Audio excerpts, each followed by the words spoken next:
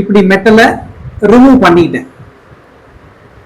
Remove பண்ணதுக்கு அப்புறம் அவங்க கஸ்டமர் கேட்கறாங்க, நோ நோ நோ எனக்கு இந்த ஷேப் வந்து ப்ராப்பரா வரல, அதனால அவுட் சைட்லயும் எனக்கு வரணும்னா இந்த பேட்டர்ன் பாருங்க.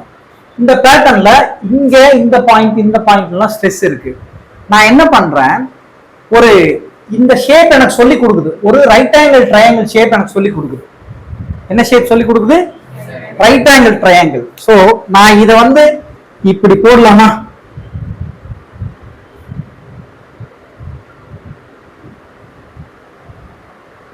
Stress maximum area.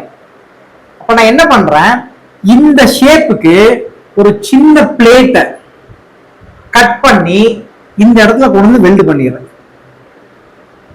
அப்ப என்ன ஆயிடும், எனக்கு இந்த இடத்துல ஸ்ட்ரென்த் இன்க்ரீஸ் ஆயிரும்.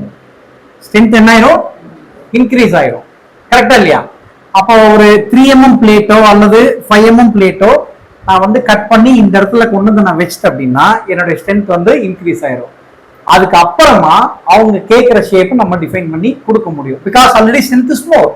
அப்ப ஆட்டோமேட்டிக்கா இந்த ஷேப்பை நான் என்ன பண்றேன்,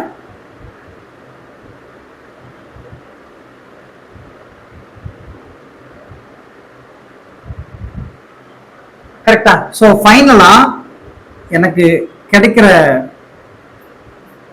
ப்ரொஃபைல் வந்து இது இங்க கிடைச்சிருச்சு. இதுவும்